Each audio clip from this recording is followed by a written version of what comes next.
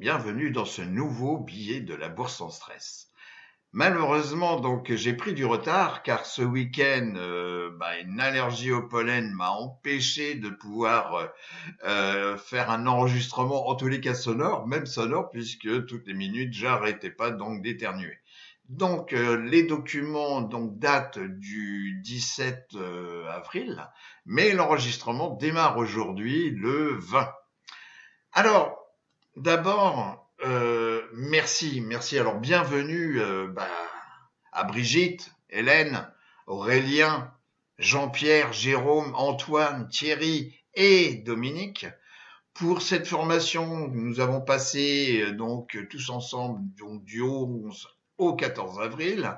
Où est-ce que nous en sommes donc en date du vendredi 17? Alors, Greed, oui, tout va bien. Bon, je vous rappelle, il y a quelque temps, on était un petit peu extrême fear. Bon, maintenant, les marchés, on a à faire quand même une correction en V. Je voudrais pas dire une fois de plus une correction en V, une fois de plus.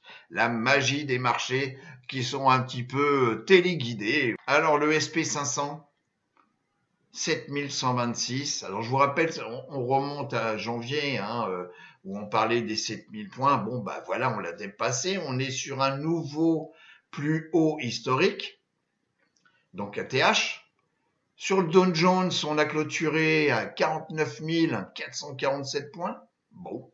Sur le Nasdaq, 26 672, j'arrondis, plus haut historique. Le Russell, 2776 points, plus haut historique. Bon. SMH, l'ETF, qui est adossé sur les SMI conducteurs, plus haut d'un an, et on clôture à 464,16 $. Et puis, XLK, qui est l'ETF adossé sur les technologies aux États-Unis, on clôture à 154,35 $, plus haut historique. Les plus grosses capitalisations. Regardez donc cette semaine. Alors, la plus grosse capitalisation, ça reste toujours NVDA. Regardez la performance de cette semaine, ok? Il n'y a que Berkshire Hathaway, donc le groupe de Warren Buffett, pas le groupe, enfin le fonds géré par Warren Buffett, en tous les cas par son successeur. Très peu de sociétés sont négatives cette semaine. Et depuis, je dirais, le début d'année. Donc on voit que NVDA, Google sont extrêmement positifs. Donc au niveau, moi, des secteurs et sous-secteurs que je suis. Donc on est ici par performance donc hebdomadaire, donc à la clôture du 17.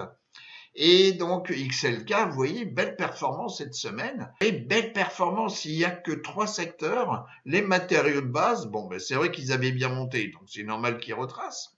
Et puis les utilities et l'énergie. Mais en tous les cas, sincèrement, c'est quand même assez étonnant.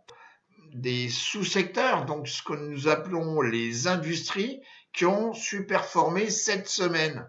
Vous voyez, donc vous avez tout ce qui est agence donc de publicité, les infrastructures au niveau software, les services de santé, les applications software, les fabricants de voitures, etc. Donc je vous rappelle que nous avons 144 sous-secteurs, donc industrie, donc dans Finviz. Et là, vous avez tous celles qui ont superformé depuis le début d'année. Alors, chose à retenir, ce qui a fortement retracé risque également de rebondir pas mal. Donc, toujours dans les applications software et puis également software infrastructure.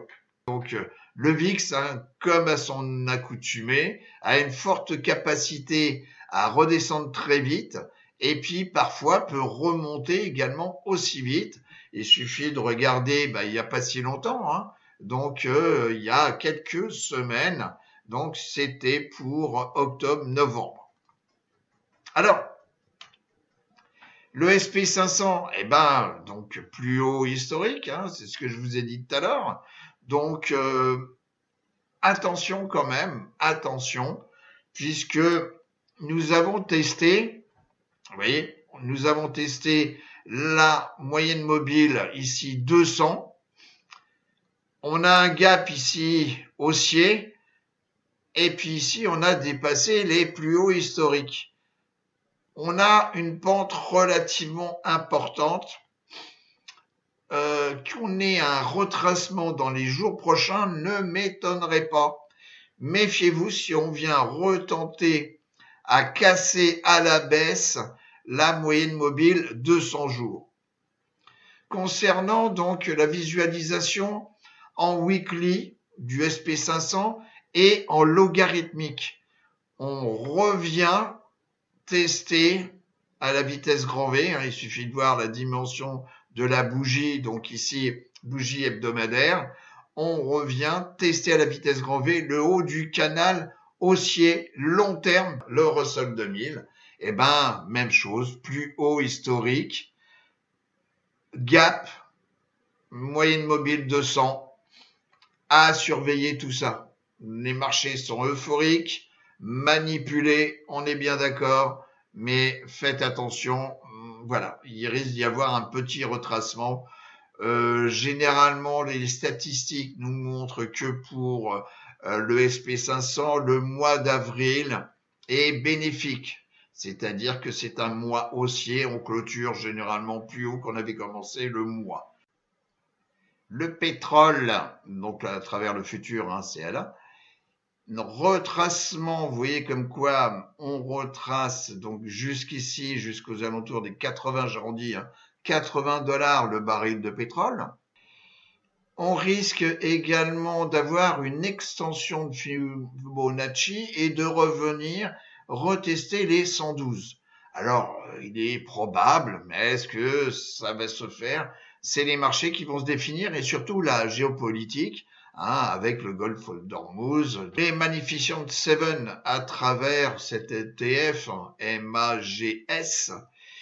Même chose, vous voyez, correction, donc un V un petit peu déformé ici, bon, un peu aplati, mais c'était le test de la 200 et puis il y a eu confirmation du cassage, de la cassure plus exactement, de la moyenne mobile 200 jours et puis pof, test du point bas ici à 55. Et puis accélération.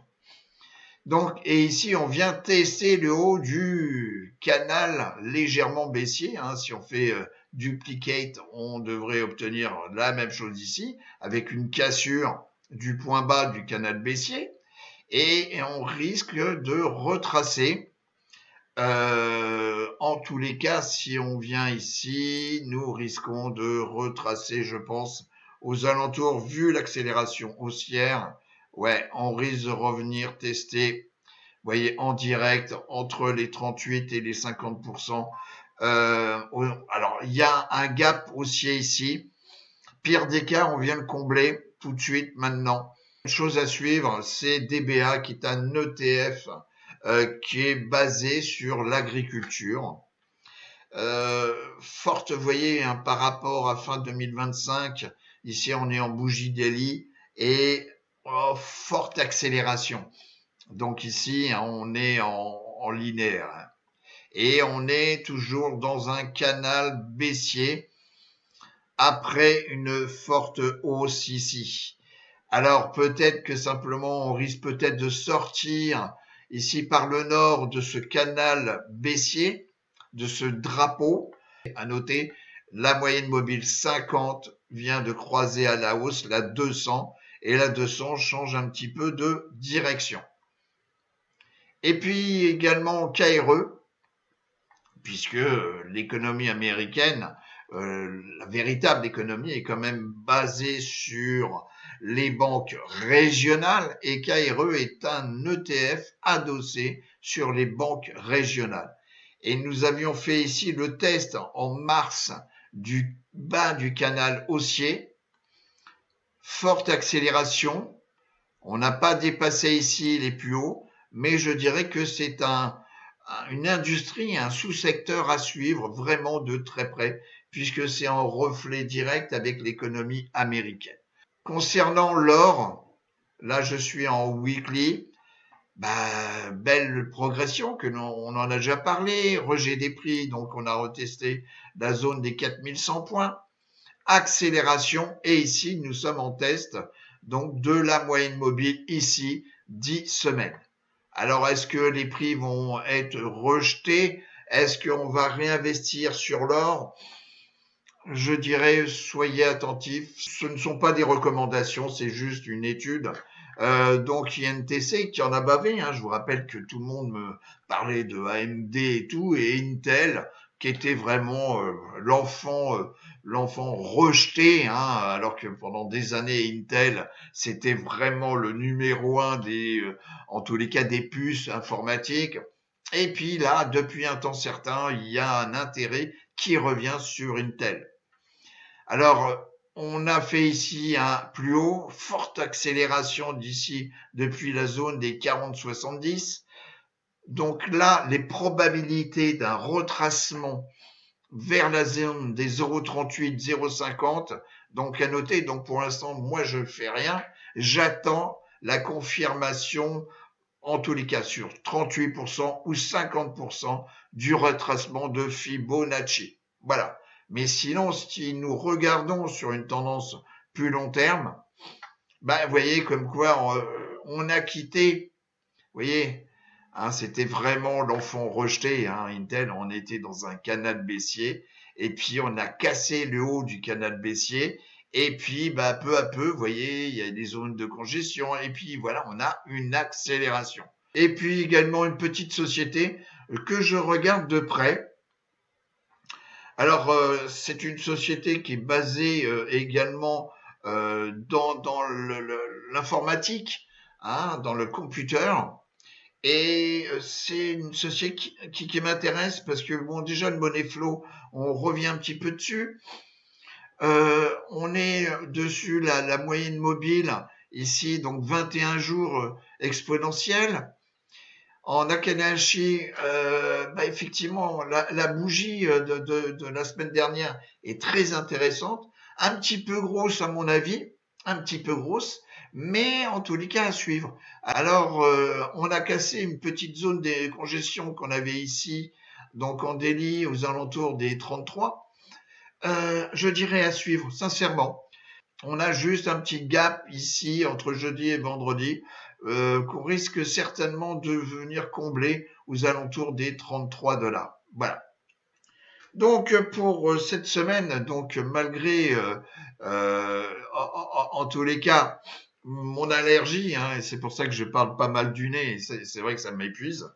Je vous souhaite une très très bonne semaine de trading, et puis en tous les cas à ces 8 personnes, je les remercie, et je les remercie au nom de la Bourse sans stress, parce que nous avons passé 4 jours fantastiques, et je vous souhaite le meilleur, et je vous dis à très très bientôt. Au revoir les amis.